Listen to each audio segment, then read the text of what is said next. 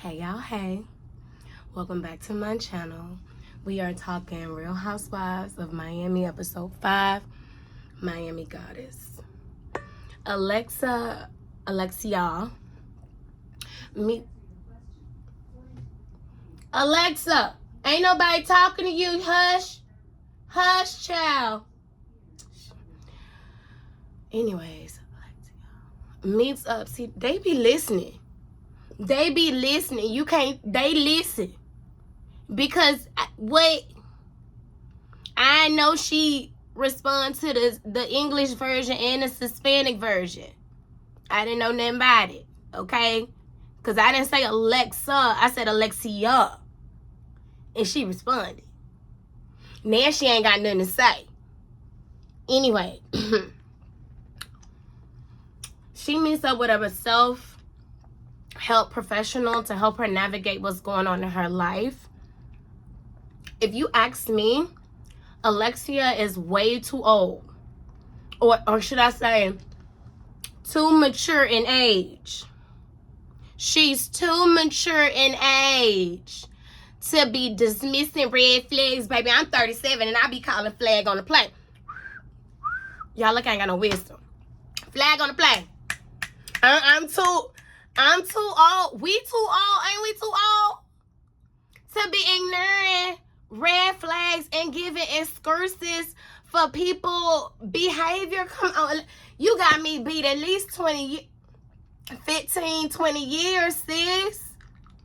Lord, please give me wisdom. Please. Please don't let me.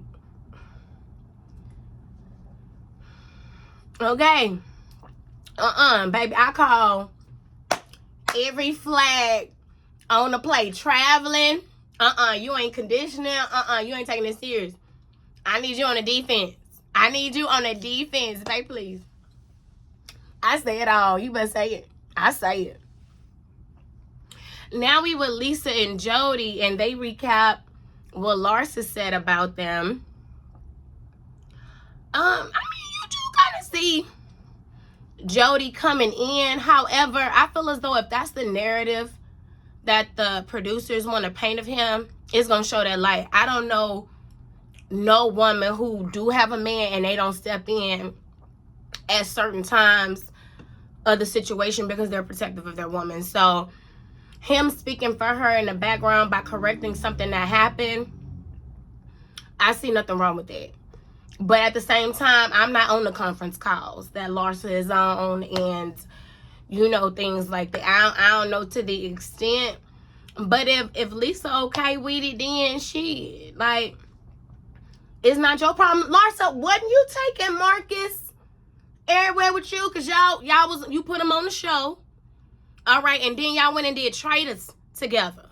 All right. So wasn't he very much so in your business? Just saying. Just saying. Stephanie goes out, meet Larsa and Kiki for lunch. Now, Stephanie, you took your parents to your honeymoon. No, ma'am, but I think I understand what happened. I think, you know, maybe y'all had a destination wedding, and it just, of course, your family and friends are in attendance to witness this beautiful union. And, you know, y'all all had your own rooms. It's not like y'all was in adjoining rooms or in an Airbnb. In my mind, even if y'all were in an Airbnb, y'all was in 2 separate Airbnbs. That's how I'm thinking that happened. I don't think y'all went on excursions together. Y'all probably would have did like a departing breakfast before everybody got on your PJ and went home. That's what I'm thinking. But other than that, I wouldn't have saw you. To be honest, on my honeymoon, I didn't even want to call my parents, but the therapist recommended that we check in with our parents during the honeymoon just to say what's up. I didn't agree, but I did follow suit because, you know, that's my honeymoon. Like, I ain't thinking about you. I ain't sorry. But anyways, Stephanie then admits that she doesn't talk to her sisters anymore, and they haven't spoken in the last 4 years because they worked together, and it didn't end well. Child, listen, let me tell you something. Y'all know I have my own business. I hired and fired more family than other people I've hired off the street. Baby, baby, I just fired somebody last week that was family. I don't play when it comes to my business. I am very professional. Family or nothing, baby, nah, you ain't about to play with my money over here. Just saying. So I understand that business is business, personal is personal, and sometimes people don't know how to separate the two. Because even though I fired you, baby, I'm still gonna hug you at the barbecue. I'm still gonna hug you at the barbecue and pin some money on you if it's your birthday. Like, that has nothing to do with, because I'm still your cousin, I'm still your kinfolk, I'm still your whatever. I just can't be your employer. All right? Just can't do that. We tried it. Can't do it. Tell your mom don't call my phone. Tell your mom don't call my phone. Anyways. The girls then asked Stephanie like how she felt about meeting everyone, and she confessed that Lisa rubbed her the wrong way, talking about she wants to be friends with her because of her materialistic things. And you know, Kiki did agree in that moment, because she was like, yeah, I thought that was distasteful. She should never said that. All the ladies are taking precautions for the hurricane, and everything is all good. It skipped over them. Everybody's happy. Everybody's safe. Thank God. Guerdy and Alexia meets up for lunch, and we catch up on what happens with Guerdy while she was in NYC. And Guerdy calls out the double standard with the ladies, and they try to gaslight her and makes it seem like it's all in her head. And you know what burns my biscuits is, I feel like we all at the age where we know when somebody don't like us. I understand you don't want to accept the fact that your friend Suzanne don't like me, but Mary, it's true. Your friend Suzanne don't like me no matter how many times she try to tell you and sell you that shit, because I know. We know. People feel it. So please don't dismiss it, because at the same time, as much as I know you like to defend your friend Suzanne or Mary, whoever the friend is, you not in their head and you can't speak for them. You not in their head and you can't speak for them. And just because she don't treat you that way, that don't mean that she ain't treating me the way I say she's treating me. It's not in my head. I see what's going on.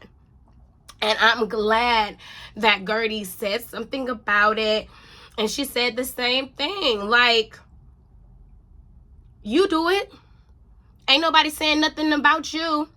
You're not getting called aggressive or any of these other damn labels y'all want to put on these black women so easily. Oh no, it's good when you do it. Oh, she's a spicy Latina. What? Like, it's. If you honestly see nothing wrong with how versus how, then maybe you need to check your privilege.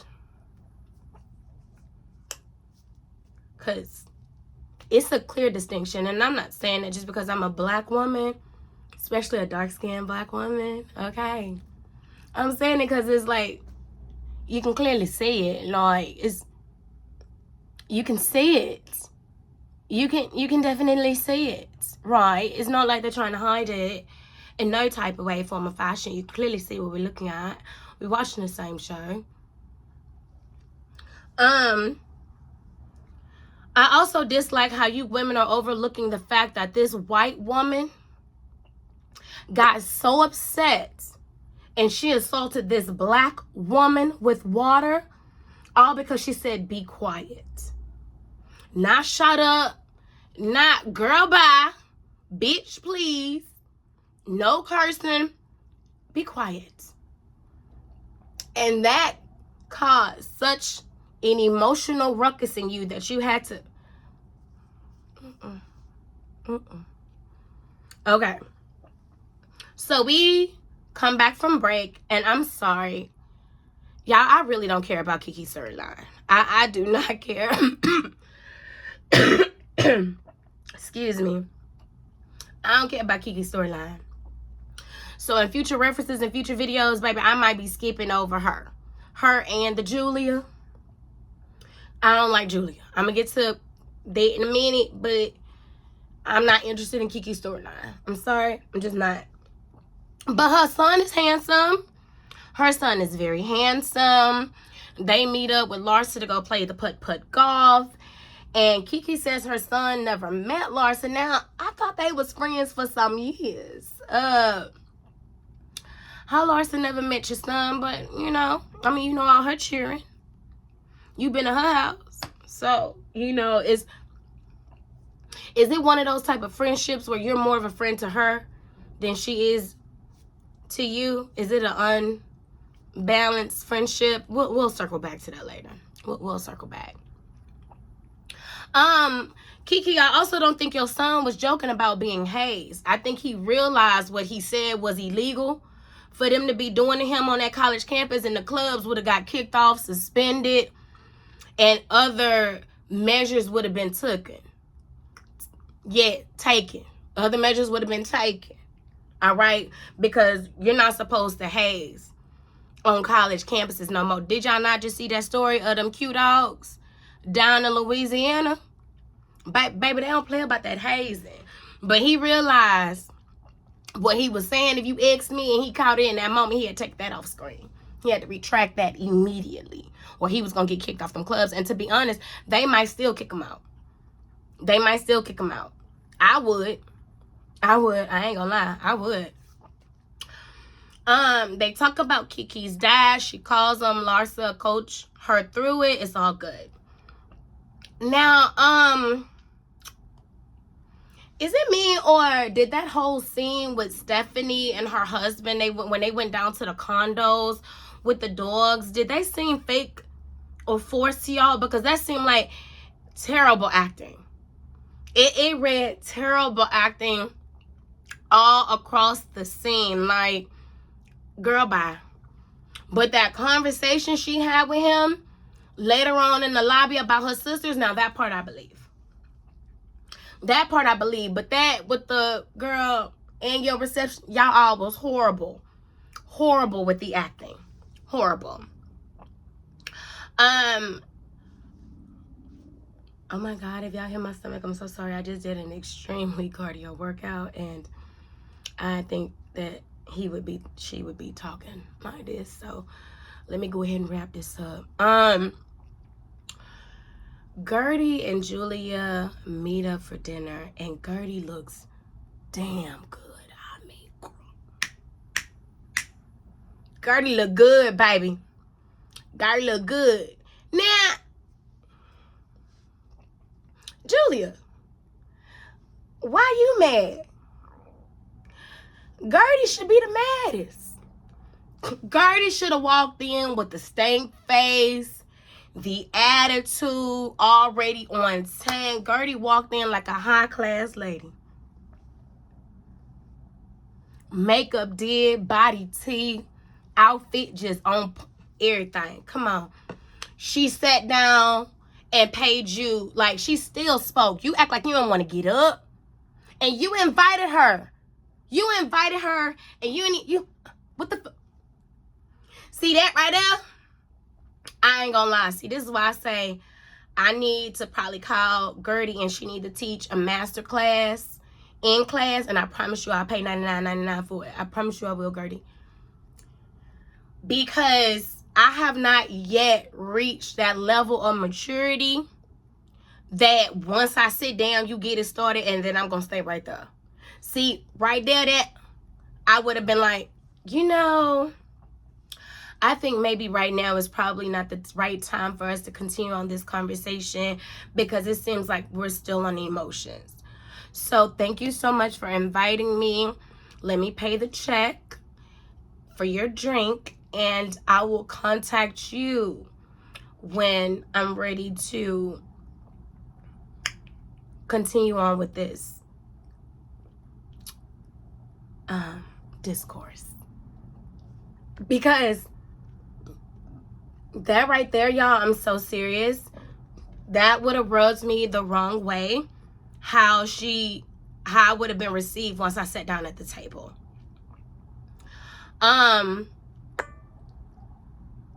The energy is off. And I honestly felt like, okay, this is not going to end right. You invited her, you couldn't even stand, just you already starting off on a bad note.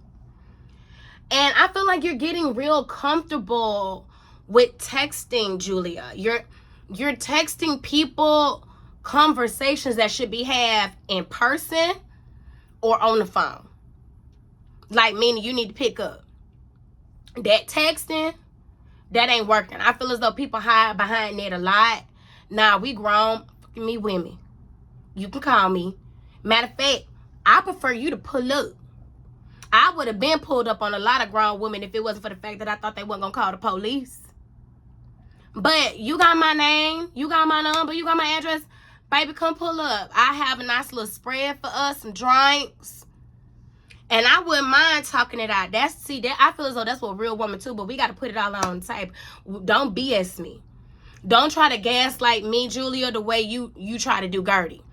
And let me tell you, me and Guerdy had the same face, baby. Me and Guerdy had the same face. Yeah, you apologized, but it didn't seem sincere. I don't like you, Julia. And let's be fucking clear. Let's be clear. You wasn't mad that Guerdy mentioned your facelift. You was mad that she said you got it during, what's her name? I want to call that lady Matilda. Martina's chemo. And you didn't like the way that made you look. Because you know that made you look bad. Your wife going through chemo, you should have been right there holding your hand, not making no damn appointment. Not making no appointment for you to get a facelift. Who's taking care of who? Because you can't tell me they ain't gonna have no recovery time for the facelift. Like it ain't no recovery time for the chemo. I know they're weak. I know they throw up. I know a lot of things about cancer patients. And I know you know this firsthand. That's your wife. You did not like the way it made you look because it made you look like a selfish bitch. Nobody knew it, but Guerdy said it hands off. Why wouldn't she? You just said we wasn't friends. You said y'all was never friends. You said y'all was acquaintance. You calling me, asking me to take Martina's ticket. I drop what I'm doing. Mind you, Guerdy in the middle of chemo and going through remission her damn self. Like, girl.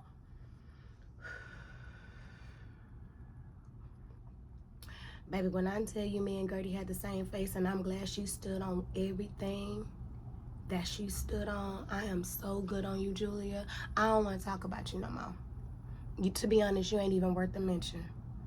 If you not in the scene with Guerdy, I ain't got nothing to say to you, sis. I ain't got nothing to say about you, not on this platform. I don't like you. I don't respect you. You gotta go. You gotta go. Guerdy, honestly, I think you should skip next season because none of these whores on here is your friends. None of them. None of them are your real friends. I would focus on my health. I would focus on my family. I would focus on my career. And honestly, you should get your own damn show. I would watch your spinoff. I would love to see how you do the event planning and how you and Russell is on a nice date night and how you still struggling with your body, dealing with everything that you're going through. Excuse me.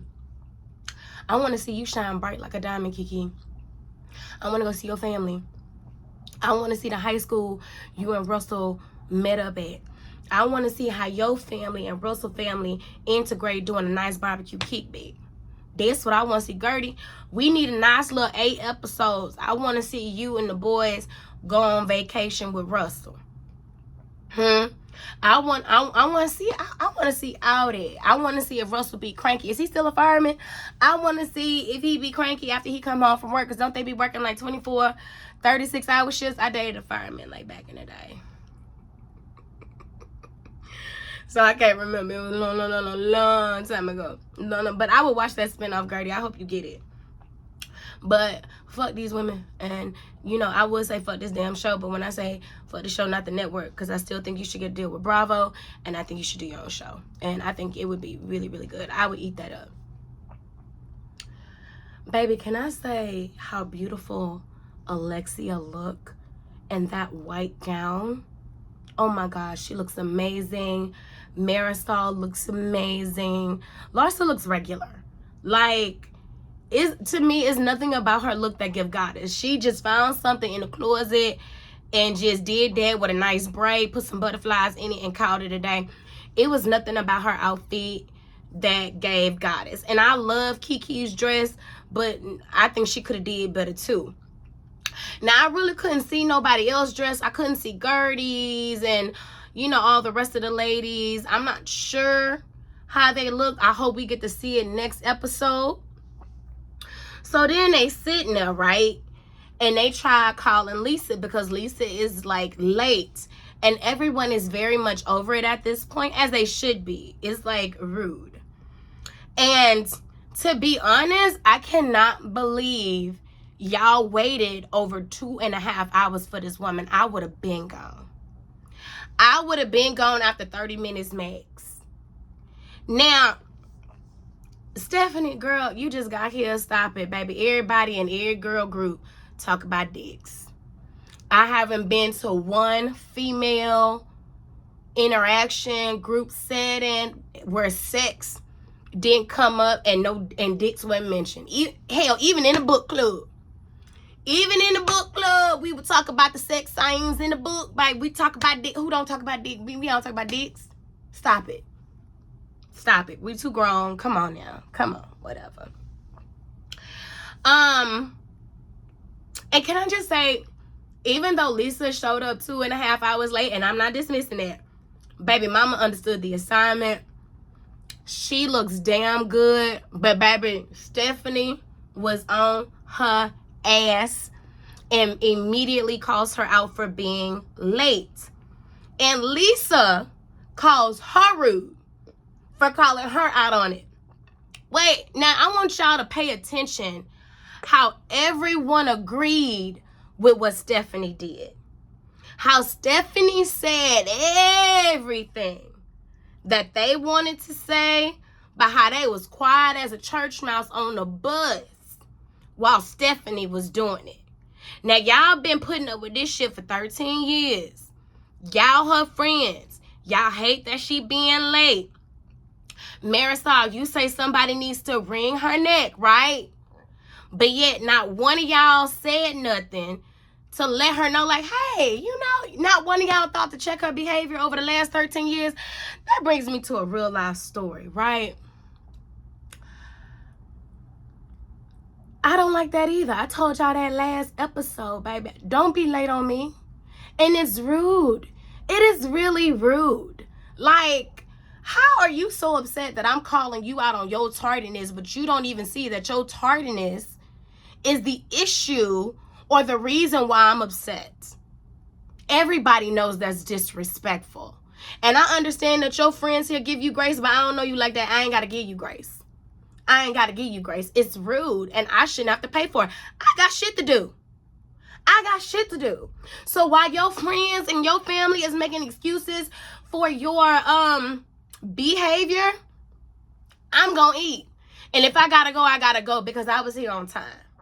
I was here on time. And all excuses you have is BS. You knew when we was meeting. You knew the time. You knew the location. You should have planned accordingly. You got kids. A lot of people got kids and they still make it on time. And then your kids ain't babies. You got teenagers. You got a 13 and 11-year-old. If they can't dress themselves at this point, you can't tell them to be ready at a certain time and they not waiting for you downstairs, then I don't think the kid's the issue. Just saying. Maybe discipline is. Not saying, you know, that type of discipline. I'm saying that clearly what they see the parent do, they emulate, and so time is not an important factor over there. Like, come on, baby, stop it. Stop it. We not, that lets me know you was probably never on time for work. That lets me know you probably dropped them kids late to school almost every day. Like, what? That's crazy to me. Time is money. And you know the people who don't respect time? The people who ain't got no goddamn money. The people that's okay with inconveniencing other people. Ridiculous. Anyways, that's it on that. Thank you so much for watching. And if you haven't already, please like, comment, and subscribe. Bye.